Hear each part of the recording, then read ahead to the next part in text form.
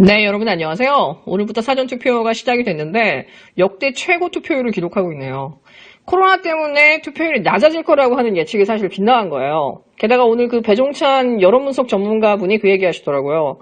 차명진 때문에 20대 투표율이 급증할 거라고. 네, 여러분 그 핑크당 윤리위에서 차명진 제명 못한 거 아시나요? 왜? 이 태극기 세력이란 친박 세력이 저 온몸으로 차명진을 막아준 거예요. 차명진이 그간 세월호에 대한 막말을 얼마나 많이 했어요. 근데도 이 사람이 공천을 받았다는 게 사실 중요한 거예요. 적어도 이 당의 정체성은 세월호나 노무현은 포기가 안 돼요. 어떤 비난을 받고 어떤 폐륜의 소리를 들어도요. 노무현하고 세월호는 포기를 못해요. 그거를 분명하게 이 차명진은 알고 있기 때문에 이 사람은 그런 식으로 계속 막말을 한 거고 얘네들은 공천을 한 거거든요. 그러니까 어저께도 제가 말씀드렸잖아요. 네이버를 쫙 보면은 이걸 차명진을 제명하는 각이 아니라고. 차명진을 가지고 지지자들을 결집시키는 용도로 지금 네이버가 사용하는 걸 보면서 이건 페이크구나라는 걸 알았거든요. 그러니까는 차명진이 그래요. 제명 면해가지고 선거에 완주할 수 있어서 너무 감사하다고. 염치 없지만 후원금 좀 부탁드린다고. 지금 장난한 거죠, 지금 한마디로. 이 당의 정체성을 뭘로 알 수 있냐면, 얘네들은 세월호에 대해서만큼은 절대로 우리 국민들이 갖고 있는 정서랑 완전히 달라요. 이탄희 판사랑 붙고 있는 이 김범수, 이 사람도 일베로 유명한 사람이잖아요. 옥수수 아줌마 옆에 맨날 있었던 사람. 이 사람이 그 미래한국이라는 잡지 그 발행인인데, 이 사람이 2014년에 폭식투쟁을 일베들이 했을 때 뭐라고 했냐. 일베 폭식투쟁은 기성세대는 감히 발상조차 할 수 없는 논리적인 투쟁 방식이다. 이를 통해 진보진영이 그동안 전가의 보도로 사용했던 단식투쟁의 빛을 크게 발했다. 그러면서 일베 폭식투쟁을 극찬했던 사람이에요. 이런 사람을 지금 용인에다가 공천한 거거든요. 이제 쟤네들 하고 있는 거 보면요. 막말 외에는 필살기가 없다니까요. 그러니까 맨날 막말을 넣고 입만 열면 막말을 하고 눈만 뜨면 막말을 하고 하루라도 막말을 안 하면 입안에 가시가 돋잖아요. 그거 외에는 다른 정체성이라는 게 제가 볼 때는 없어요. 그냥 저게 쟤네들이 갖고 있는 컨텐츠예요. 마치 전희경이나 신보라처럼. 그러니까 점점 이 대한민국의 보수가 쇠락해가는 거고 극우화되는 거고 진짜 저질적으로 가고 있는 거죠. 그러니까 세기말에 그 일본의 극우처럼 되는 거죠. 예. 그러니까 제가 어저께 뉴스를 보면서도 그 일본 뉴스를 보면서 뭘 느끼냐면은 만약에 진짜 대한민국에 깨시민이 없었다면은 우리도 그냥 일본처럼 됐겠구나 그런 생각이 드는 거예요. 네, 오늘 진짜 완전히 국뽕이 완전히 솟아나는 그 뉴스가 나왔네요, 속보가. 빌 게이츠가 마이크로소프트 회장이 문재인 대통령한테 전화했네. 대통령을 직접 만나서 코로나 극복을 위한 노력에 감사드리고 싶었습니다. 한국이 코로나19를 잘 관리해서 세계의 모범이 되고 있습니다. 대통령님께서 지도력을 보여주셨습니다. 한국이 개도국의 진단키트 지원을 한 부분에 경의를 표합니다. 저 역시 한국의 대응을 보고 배울 것입니다. 문재인 대통령과 코로나 백신 및 치료제를 협력했으면 좋겠습니다. 그러니까 빌 게이츠는 코로나 사태 나기 한 달 전부터 지금 바이러스가 창궐할 것 같다고 미리 예측을 하고 예언을 하고 그 다음에 사실 미국 정부나 이게 질병관리본부에 이렇게 계속 대응을 해야 된다라고 경고를 했음에도 불구하고 사실은 그때쯤에 이제 중국에서 먼저 터지고 미국은 민주당 경선이라든가 이 대선 이 시계와 맞물리면서 사실은 미국의 정치권이나 그 미국의 질병본부가 이걸 놓쳐버렸어요. 제가 볼 땐 타이밍을. 네, 그러니까 완전히 확산된 상태에서, 그러니까 유럽이나 이게 미국으로 확산될 때쯤에는 이미 너무 늦은 상황이었죠. 계속 빌 게이츠는 처음부터 경고를 했었거든요. 그러다 보니까 사실은 이 코로나 전국에서 가장 핫해진 사람 중에 하나가 빌 게이츠예요. 예, 물론 CDC의 그 질병본부의 파우치 박사도 되게 그 언론에 많이 나오지만 빌 게이츠도 또 그 미국에서 가장 주목하는 이제 그 빅샷이 된 거죠. 이번 코로나 사태를 통해서. 이 빌 게이츠가 사실은 어떤 그 인권의 문제도 마찬가지지만 사실은 그 자기가 가지고 있는 이 부를 가지고 어떻게 하면은 이 전 세계의 그 IT 문제라든가 보건이라든가 이런 의료 문제 이런 것들에 대한 갭을 메울 것이냐 하는 부분에 대한 그 고민을 가지고 사실은 빌 게이츠 재단이 그런 쪽으로 지원을 되게 많이 하거든요. 문재인 대통령의 이 리더십에서 자기와 비슷한 가치를 본 거예요. 그러니까 제가 볼 때는 만약에 이제 이 마이크로소프트사하고 우리 대한민국 정부가 같이 협력해서 같이 공동 투자를 해서 코로나 백신하고 치료제를 개발해서 전 세계에 보급한다고 하면은 진짜 대한민국은 이제 명실상부하죠. 세계 최대의 리더 국가가 될 것입니다, 여러분. 진짜 문재인 대통령이 가는 길은 매번 가시밭길이었거든요.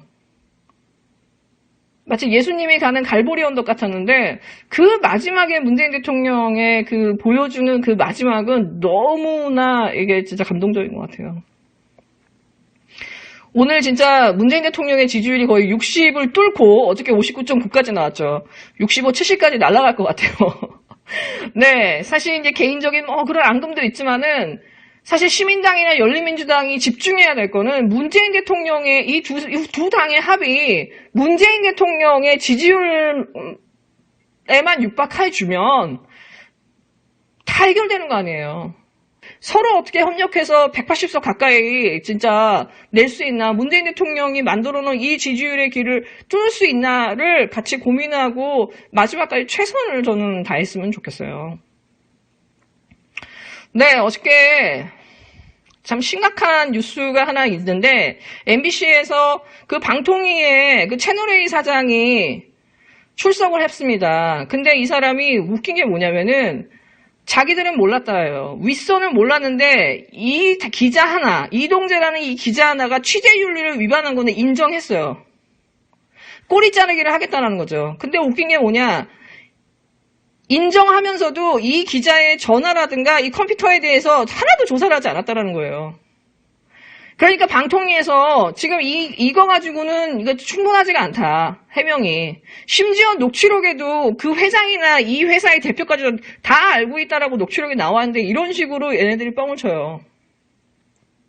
그러니까 방통위에서는 너네들이 낸 이 결과물을 가지고 진상조사 결과물을 가지고 재승인 여부를 결정하겠다, 최종 결정하겠다라고 통보를 했어요. 그러니까 이제 채널A에서 반발합니다.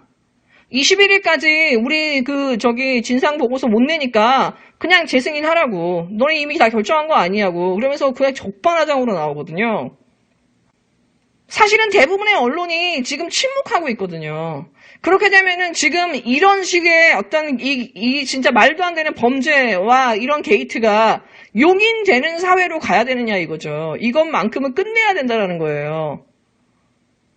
채널A는 절대 재승인되면 안 됩니다. 이 고리를 끊어야 돼요. 얘네들이 만들어낸 순환 논리나 얘네들이 만들어낸 이 악의 이 사이클을요 끝내줘야 돼요. 여론 눈치 보지 말고. 저는 한상혁 방통위원장은 내가 죽는 한이 있더라도 내가 이것만은 완수하겠다, 이 고리만은 끊겠다라는 그 신념을 가지고 저는 결단하셨으면 좋겠습니다. 정경심 교수의 재판을 계속해서 업데이트 해주시는 빨간아재님한테 정말 경의를 표합니다. 근데 개인적으로 정말 이 정경심 교수의 재판을 이렇게 자꾸 이렇게 피하고 싶은 게 뭐냐면 이렇게 볼 때마다 되게 잔혹도화 같은 생각이 들어요. 되게. 한편으로는 그런 생각이 들어요. 어떻게 저 정도까지 대응을 못했을까라는 생각도 좀 들어요. 이번에 며칠 전에 SBS나 YTN에서 그 얘기했잖아요. 정경심 교수가 학 교직원에 전화해서 야, 그 총장 직인 파일이야? 아니면 인주로 찍는 거야?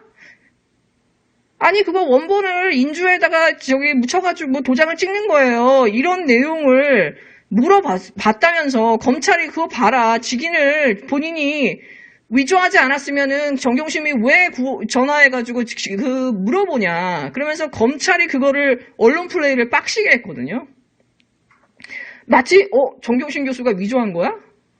그러니까 이제 변호인들이 그걸 물어봤다라는 건 정경심 교수가 오히려 위조를 하지 않았다는 증거지. 자기가 그거를 만약에 파일을 했다 그러면 왜 인주를 쓰냐, 파일을 쓰냐 이걸 물어봤겠냐. 뭘 모르니까 물어본 거지. 그 기사가 나왔었잖아요. 여러분, 근데 그 기사의 반전이 어저께 있었어요. 정경심 교수 PC에서 총장 직인 파일이 나왔다. 작년 9월 7일날 SBS의 그 단독 보도요. 그게 오보였다라는 거를요. 어제서야 검찰이 인정했어요. 법정에서. 오보였던 거예요, 그게.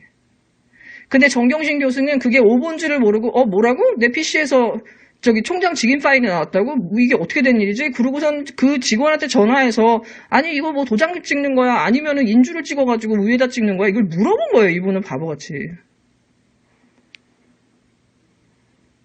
그거를 방송사도 검찰도 다 숨긴 상황에서 어제서야 그 보도 자체가 오보였다라는 거를 검찰이 인정한 거예요. 그러면서도 그 전화로 정경심 교수가 이거 뭐야? 왜 인주를 찍어? 파일을 찍어? 이걸 물어본 이 사실을 가지고 또 위조하는 증거가 나왔다면서 검찰이 또 언론 플레이를 하고 언론이 이걸 받는 거예요. 그러니까 순환 논리를 계속 펴고 있는 거예요. 그러니까 이게 뭐 하는 짓이냐고요. 빨리 선고 왔으면 좋겠습니다, 여러분. 네, 여러분 즐거운